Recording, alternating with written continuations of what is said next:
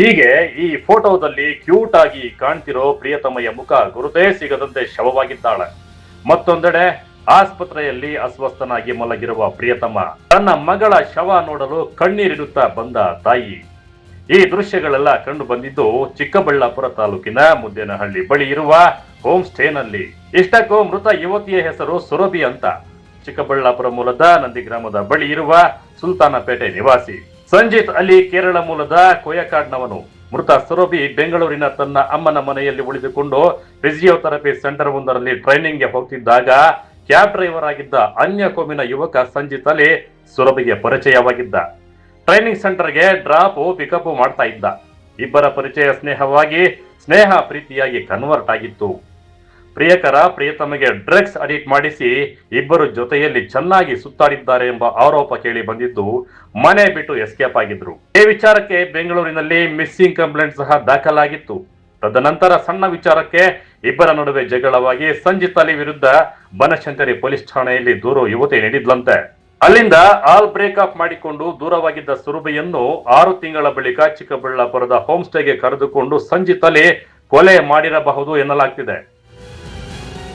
ಎಲ್ಲರಿಗೂ ನಮಸ್ಕಾರ. ಇದನ್ನು ನಮ್ಮ Chikkaballapur district Nandi police station limits ಅಲ್ಲಿ ಮುದ್ದೇನಹಳ್ಳಿ ಗ್ರಾಮಲ್ಲಿ ಒಂದು ಲೇಔಟ್ ಇದೆ. ಆ ಲೇಔಟಲ್ಲಿ ಒಂದು ಹೋಮ್ ಸ್ಟೇಯಲ್ಲಿ ಒಂದು ಬಾಡಿ ಸಿಕ್ಕಿತ್ತು. ನಮಗೆ ಈ ಥರ ಮಾಹಿತಿ ಬಂದಿತ್ತು ಹೋಮ್ ಸ್ಟೇ ಓನರ್ ಕಡೆಯಿಂದ. ಅವ್ರಿಗೆ ನಾವು ಇಲ್ಲಿ ಈಗ ಸ್ಪಾಟ್ಗೆ ವಿಸಿಟ್ ಮಾಡಿದ್ದೀವಿ, ಪರಿಶೀಲನೆ ಮಾಡಿದ್ದೀವಿ. ನಮ್ಮ ಸೀನ್ ಆಫ್ ಕ್ರೈಮ್ ಆಫೀಸರ್ಸ್ ಮತ್ತು ಫಿಂಗರ್ ಪ್ರಿಂಟ್ ಎಕ್ಸ್ಪರ್ಟ್ಸ್ ಇವರು ಎಲ್ಲರೂ ಸೈಂಟಿಫಿಕ್ ಆಫೀಸರ್ಸ್ ಎಲ್ಲರೂ ಬಂದಿದ್ದಾರೆ. ಬೇಸಿಕಲಿ ಯಾರ್ದು ಒಬ್ಬರು ಹುಡುಗಿ ಮತ್ತು ಹುಡುಗ ಇಬ್ಬರು ಜನ ಇದ್ದರು ರೂಮಲ್ಲಿ. ಹುಡುಗಿದು ಡೆತ್ ಆಗಿದೆ. ಹುಡುಗಿದು ಬೆಂಗಳೂರದವರು. ಅವ್ರದ್ದು ಏನು ಅರೌಂಡ್ 25-26 ಏಜ್ ಇರಬೇಕು. 25-26 ಏಜ್ ಇರಬೇಕು ಅವ್ರದ್ದು ಡೆತ್ ಆಗಿದೆ. ಈಗ ಹುಡುಗ ಅನ್ಕಾನ್ಷಿಯಸ್ ಇದ್ದರು. ಹುಡುಗಾಗಿ ನಾವು ಹಾಸ್ಪಿಟಲ್ಗೆ ಶಿಫ್ಟ್ ಮಾಡಿದ್ದೀವಿ. Most probably out of danger ಇದ್ದಾರೆ. ಈಗ ಹೋಗಿ ಅವ್ರದ್ದು ಕೂಡ ಸ್ಟೇಟ್ಮೆಂಟ್ ತೊಗೊಳ್ತೀವಿ ಏನಾಗಿದೆ, ಏನು ನಡೆದಿದೆ. ಬಟ್ ಇಲ್ಲಿ ಹೋಮ್ ಸ್ಟೇ ಓನರ್ ಮತ್ತು ಕೇರ್ ಟೇಕರಿಂದ ಕೂಡ ನಮ್ಮ ಮಾಹಿತಿ ಕಲೆಕ್ಟ್ ಮಾಡ್ತಾಯಿದ್ದೀವಿ. ಕಳೆದ 3 ದಿನದಿಂದ ಇಲ್ಲಿ ವಾಸ ಇದ್ದರು ಅವ್ರದ್ದು. ಮತ್ತು ಮೊದಲೇ ಬೆಂಗಳೂರಲ್ಲಿ ಕೂಡ ಯಾವುದು ಮಿಸ್ಸಿಂಗ್ ಕೇಸ್ ಆಗಿದೆ, ಏನಾದರೂ ಲವ್ ಅಫೇರ್ ಇರಬೇಕು, ಈ ಥರ ನಮ್ಮ ಗಮನಕ್ಕೆ ಬಂದಿದೆ. ಸೊ ಅದನ್ನು ನಾವು ಈಗ ಬೇರೆ ಎಲ್ಲ ರೀತಿ ಆ್ಯಂಗಲ್ ನೋಡಿಕೊಂಡು ಫ್ಯಾಮಿಲಿದವ್ರಿಗೆ ಕೂಡ ಇನ್ಫಾರ್ಮ್ ಮಾಡಿದ್ದಾರೆ, ಹುಡುಗಿದು ಫ್ಯಾಮಿಲಿದವ್ರಿಗೆ. ಅದನ್ನು ಪರಿಶೀಲನೆ ಮಾಡ್ತೀವಿ. ಏನು ಕಂಪ್ಲೇಂಟ್ ಕೊಡ್ತಾರೆ ಅದು ಕಂಪ್ಲೇಂಟ್ ತೊಗೊಳ್ತೀವಿ. ಡೈರಿಯಲ್ಲಿ ಏನೋ ಬರೆದಿದ್ದಾರೆ ಅಂತಕ್ಕಂಥ. ಹೌದು, ಡೈರಿಯಲ್ಲಿ ನಮಗೆ 2 ಜಾಗ ಸಿಕ್ಕಿದೆ. ಬಹುಶಃ ಇಬ್ಬರು ಜನದು ಇರಬೇಕು, ಅಥವಾ ಅದು ಚೆಕ್ ಮಾಡಿ ಆದಮೇಲೆ ಗೊತ್ತಾಗುತ್ತೆ ಯಾರು ಬರೆದಿದ್ದಾರೆ ಅದನ್ನು. ಬಟ್ ಏನಾದರೂ ಬರೆದು ಅವರು ಇಟ್ಟಿದ್ದಾರೆ ಅಲ್ಲಿ, ಅದು ನಿಜ. ಅದು ನೋಡಿ ಕ್ಲಿಯರ್ ಆಗಿ ಇಲ್ಲ. ಈ ಥರ ಎಕ್ಸಾಕ್ಟ್ ಈ ಥರ ಬರೆದಿಲ್ಲ ಏನಾಗಿದೆ ಅಥವಾ ಯಾವ ಕಾರಣಕ್ಕೆ ಏನಾಗಿದೆ, ಈ ಥರ ಬರೆದಿಲ್ಲ. It is kind of vague. ಅದು ನಮಗೆ ಈಗ ಶೇರ್ ಕೂಡ ಮಾಡೋಕ್ಕೆ ಆಗಲ್ಲ. ಫಸ್ಟ್ ಎಲ್ಲರ ಜೊತೆ ನಾವು ಫ್ಯಾಮಿಲಿ ಮೆಂಬರ್ಸ್ಗೆ ಕೂಡ ತೋರಿಸ್ತೀವಿ. ಮತ್ತು ನಾವು ನಮ್ಮ ಡಾಕ್ಯುಮೆಂಟ್ಸ್ ಹೇಗೆ ಚೆಕ್ ಮಾಡಬೇಕು ಅದು ಎಲ್ಲ ಚೆಕ್ ಮಾಡಿಕೊಂಡು FSLಯಿಂದ ಆಮೇಲೆ ಡಿಸೈಡ್ ಮಾಡ್ತೀವಿ ಅದು ನಿಜಾನ ಇದೆ, ಸುಳ್ಳಿದೆ ಅಥವಾ ಪ್ಲಾಂಟೆಡ್ ಇದೆ, ಏನಿದೆ ಅದು ನಮಗೆ ಇನ್ವೆಸ್ಟಿಗೇಷನ್ದು ಪಾರ್ಟ್ ಇದೆ.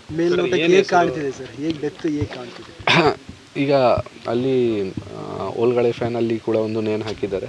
ಬಟ್ ನಮ್ಮ ಪ್ರೈಮ್ ಆಫೀಸಿ ನಮ್ಮ ಇನ್ಫಾರ್ಮೇಷನ್ ಪ್ರಕಾರ ಏನಾದರೂ ಇವ್ರದ್ದು ಏನು ಪಾಯ್ಸನಿಂಗ್ ಇದ್ದ ಅಥವಾ ಯಾವುದು ಕಾರಣಕ್ಕೆ ಡೆತ್ ಆಗಿದೆ. ಹುಡುಗಿದು ಬಾಡಿ ಮೇಲೆ ಹಳೆಯದು ಮಾರ್ಕ್ಸ್ ಕೂಡ ಇದೆ. ಏನು ಸೊಸೈಡಲ್ ಟೆಂಡೆನ್ಸೀಸ್ ಥರ ಕೂಡ ಕಾಣಿಸ್ತಾ ಇದೆ. ಹುಡುಗ ಕೂಡ ಅನ್ಕಾನ್ಷಿಯಸ್ ಆಗಿ ಸಿಕ್ಕಿದ್ದು. ಸೊ 2 ಥರದ್ದು ಪಾಸಿಬಿಲಿಟಿ ಇದೆ. ಒಂದು ಇಬ್ಬರು ಜನ ಸುಸೈಡ್ ಮಾಡೋಕ್ಕೆ ಪ್ರಯತ್ನ ಮಾಡಿದ್ದಾರೆ, ಹುಡುಗಿದು ಡೆತ್ ಆಗಿದೆ, ಹುಡುಗದು ಆಗಿಲ್ಲ. ಇನ್ನೊಂದು ಪಾಸಿಬಿಲಿಟಿ ಇದೆ ಹುಡುಗ ಅವ್ರಿಗೆ ಸಾಯಿಸಿದ್ದೀರಾ, ಮತ್ತು ಆಮೇಲೆ ಅವರು ಕೂಡ ಇದು ಎಲ್ಲ ಸೆಟಪ್ ಮಾಡಿ ನಾಟಕ ಮಾಡ್ತಾಯಿದ್ದಾರೆ. ಅದು ನಾವು ಇನ್ವೆಸ್ಟಿಗೇಷನ್ ಮಾಡ್ತಾಯಿದ್ದೀವಿ. ಇನ್ವೆಸ್ಟಿಗೇಷನಲ್ಲಿ ಕ್ಲಿಯರಾಗಿ ಗೊತ್ತಾಗುತ್ತೆ ನಮಗೆ. ಆಲ್ರೆಡಿ ನಮ್ಮ ಹತ್ರ ಇದ್ದಾರೆ. ಆ ಹುಡುಗ ಹಾಸ್ಪಿಟಲಲ್ಲಿ ಟ್ರೀಟ್ಮೆಂಟ್ ಮಾಡ್ತಾಯಿದೆ. ಅವ್ರದ್ದು ಸ್ಟೇಟ್ಮೆಂಟ್ ತೊಗೊಂಡು ಅವ್ರದ್ದು ಎಲ್ಲ ಆ್ಯಂಗಲಿಂದ ಚೆಕ್ ಮಾಡಿ ಈ ಮ್ಯಾಚ್ ಆಗ್ತಾಯಿದೆ ಇಲ್ಲ, ಆಮೇಲೆ ಮುಂದೆ ಕ್ರಮ ತಗೊಳ್ತೀವಿ. ಇನ್ನು 5-6 ತಿಂಗಳ ಹಿಂದೆ ದೂರವಾಗಿದ್ದ ಪ್ರೇಮಿಗಳಿಬ್ಬರು ಮುದ್ದೇನಹಳ್ಳಿ ಸತ್ಯಸಾಯಿ ಆಸ್ಪತ್ರೆಯಲ್ಲಿ ಸುರಭಿ ಗುಪ್ತವಾಗಿ ಕೆಲಸ ಮಾಡಿಕೊಂಡಿದ್ದಳು.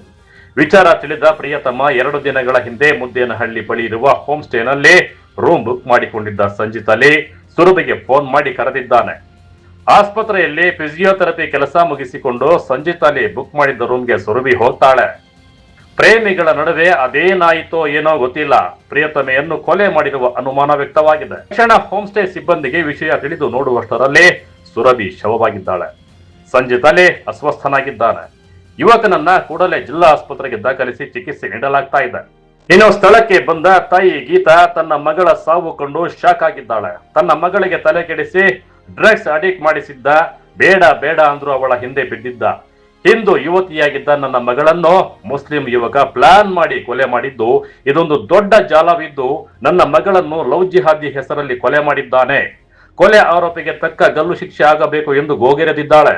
ಪಟ್ಟೆ ಸರ್, ತುಂಬಾ ಮನೆಗಳೆಲ್ಲ ಬದಲಾಯಿಸ್ತೆ, ಆಗ್ಲಿಲ್ಲ ನನಗೆ. ಎಲ್ಲೆಲ್ಲಿ ಟ್ರೂ ಬಂದಿದ್ದಾನೆ, ಹೆದರ್ಸಿದ್ದಾನೆ, ಬೆದರ್ಸಿದ್ದಾನೆ, ನನಗೂ ಹೆದರ್ಸ್ಕೆ ಎಲ್ಲ ಕೊಟ್ಟು ಫೋನುಗಳು ಮಾಡಿಸಿದ್ದಾನೆ. ಯಾರೋ ಮೌಲಿಗಳಿಂದ ಎಲ್ಲ ಮಾಡಿಸಿದ್ದಾನೆ. ಸಾಯಿಸ್ತೀನಿ ನಿನ್ನನ್ನು, ನಿನ್ನ ಮಗಳಿಗೆ ರಕ್ಷಣೆ ಕೊಡ್ತಾ ಇದೆಯಾ ಅಲ್ವಾ, ನಿನ್ನನ್ನು ಸಾಯಿಸ್ಬಿಡ್ತೀನಿ ಅಂದಾಗ ಹಿಂದೆ ಅವಳೇನೋ ಅಂದಿದ್ದಕ್ಕೆ ಅವಳನ್ನೂ ಹೊಡೆದು ಮಾಡಿ ಕೇಸ್ ಎಲ್ಲ ಆಗಿ FIR ಅವಳೇ ಕೊಟ್ಟಿದ್ದಾಳೆ ಸರ್. ಅವನ ಮೇಲೆ ಕಂಪ್ಲೀಟ್ ಹೆದರ್ಸಿದ್ದಾನೆ. ನಿನ್ನನ್ನು ತಗೊಂಡೋಗಿ ಅಲ್ಲಿ ಸರ್ವೆಂಟ್ ಥರ ನೋಡ್ಕೊಳ್ತೀನಿ. ನನ್ನ ಹತ್ರ ಹೇಳಿದ್ಲು, ಅಮ್ಮ ನನಗೆ ಯಾರನ್ನಾದ್ರೂ ನೋಡಿ ಮದುವೆ ಮಾಡಿಬಿಡಮ್ಮ, ಫಾರಿನ್ ಕಡೆ ಅಂದ್ಲು. ಫಾರಿನ್ ಹುಡುಗನ್ನೇ ನೋಡಿದೆ. ನನ್ನನ್ನು ಇಲ್ಲಿ ಇಟ್ಕೊಳ್ಬೇಡಮ್ಮ, ಅವ್ನು ಸಾಯಿಸ್ಬಿಡ್ತಾನೆ ಅಂತ ಹೇಳಿದ್ಲು. ಎಲ್ಲ ಮಾಡಿದೆ, ಆಗಲಿಲ್ಲ ಸರ್. ಒಂದು ಹುಡುಗನೂ ಸೆಟ್ ಆಯಿತು. ಏನು ಅನ್ಯಾಯ ಸರ್ ಇದು. ಇವಾಗ ನನ್ನ ಮಗಳು ವಾಪಸ್ ಬರ್ತಾಳ ಸರ್, ನನ್ನ ಮಗಳು ಬರ್ತಾಳ ಸರ್. ನಾನು ಏನು ಮಾಡಲಿ, ಇನ್ಯಾರಿಗೋಸ್ಕರ ಬದುಕಲಿ ನಾನು? ಅವಳು ಬಟ್ಟೆ ಹೇಗೆ ನೋಡಲಿ, ಅವಳಿರೋ ಜಾಗ ಹೇಗೆ ನೋಡಲಿ? ನಾನು ಸಾಯ್ಬೇಕು. ಸಾಯೋದ್ರೊಳಗಡೆ ಅವನ್ನ ಹೌದು ಬರ್ತಾ ಇದ್ದೀನಮ್ಮ, ನಾನು ಬಂದ್ಬಿಡ್ತೀನಮ್ಮ ಅಂತ ಹೇಳಿದ್ಲು. ಬಂದ್ಬಿಡಮ್ಮ ಅಂತಂದೆ. ಇಲ್ಲಮ್ಮ, ಸತ್ಸಂಗ ನಡೀತಾ ಇದೆಯಮ್ಮ, ಎಲ್ಲ ಚೆನ್ನಾಗಿದೆ, ಕೇಳಿಸ್ಕೊಳ್ತಾ ಇದ್ದೀನಿ ಅಂದ್ಲು. ಆದರೂ ಯಾಕೋ ವಾಯ್ಸ್ ಶೇಕ್ ಆಗ್ತಾ ಇತ್ತು. ಅವನು ಅವಳ ಹತ್ರ ಹೇಳಿಸಿದಾನೆ ಅನಿಸುತ್ತೆ, ಬಲಾತ್ಕಾರವಾಗಿ ಕರ್ಕೊಂಡು ಹೋಗಿದ್ದಾನೆ ಸರ್. ಆವಾಗ ನನಗೆ ಡೌಟ್ ಬಂದುಬಿಡ್ತು, ಸುರಭಿ ಎಲ್ಲಿದೆಯಾ ಅಂದರೆ ಫೋನು ಕಂಪ್ಲೀಟ್ ಇದಾಯಿತು.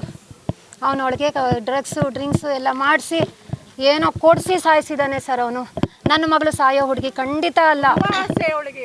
ಒಂದು ನಾಯಿ ಮರಿ ಎಲ್ಲಾದರೂ ನರಳ್ತಾ ಇದ್ರೆ ಓಡ್ ಹೋಗಿ ಬಿಸ್ಕೆಟ್ ಹಾಕಿ ಬರೋಳು. ಯಾರನ್ನ ಮುದುಕರು ಕಾಣಿಸಿದ್ರೆ ಒಂದು ಬಾಟ್ಲು ನಾನು ದುಡ್ಡು ಕೊಟ್ಟಿದ್ರೆ ನೀರು ತೊಗೊಂಬಂದು ಕೊಡೋಳು ಸರ್.